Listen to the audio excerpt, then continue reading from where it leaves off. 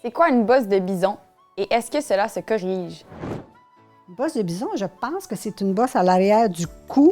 Est-ce que ça se corrige? Ça, c'est une très bonne question. Probablement que ça doit se travailler en physiothérapie ou quelque chose comme ça. Une bosse de bison, écoute, je sais pas c'est quoi, est-ce que ça se corrige? Si on me pose la question, j'imagine qu'il y a sûrement des corrections à faire sur ma bosse de bison.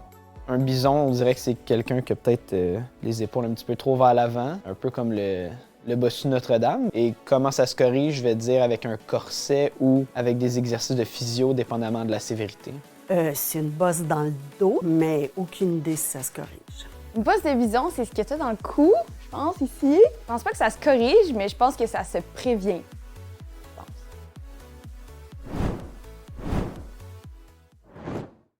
À la question « Qu'est-ce qu'une bosse de bison et est-ce que ça se corrige? » Voici ma réponse.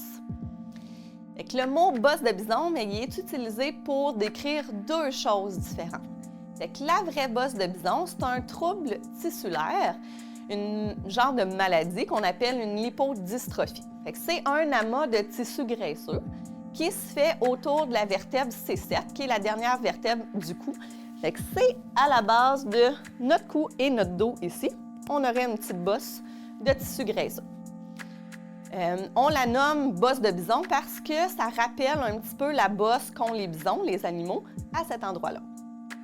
L'autre condition, en fait, pourquoi on utilise le mot bosse de bison, c'est une augmentation de notre syphose cervico-dorsale. La courbure de notre colonne, à cet endroit-là, qui est arrondie, mais quand on a une augmentation de cette syphose-là, on a un peu plus d'arrondi, donc une bosse qui apparaît à cet endroit-là.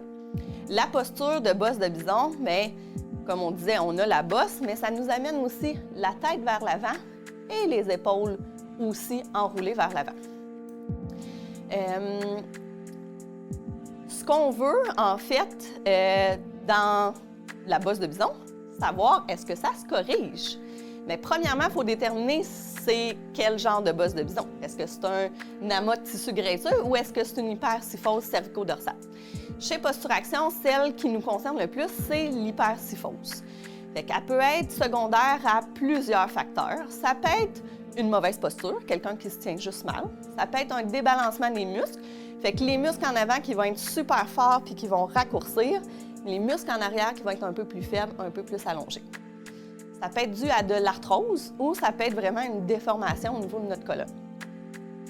Là, si on sait c'est quoi la cause, après ça, ce qu'il faut savoir, c'est est-ce que c'est rigide ou est-ce que c'est mobile?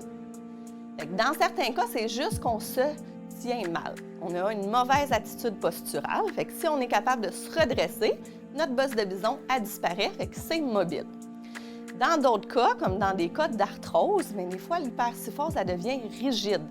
Donc, c'est beaucoup plus difficile à corriger, puis des fois, c'est même quasiment impossible. Donc, ce qu'on conseille, c'est de s'y prendre le plus tôt possible pour tenter de corriger ce problème-là. Si vous voulez corriger une bosse de bison, bien évidemment, on vous recommande de consulter un professionnel de la santé qui va être capable de cibler c'est quoi le problème et d'améliorer votre posture en conséquence pour avoir des meilleurs résultats. Alors voilà, c'était ma réponse à qu'est-ce qu'une bosse de bison et est-ce que ça se corrige?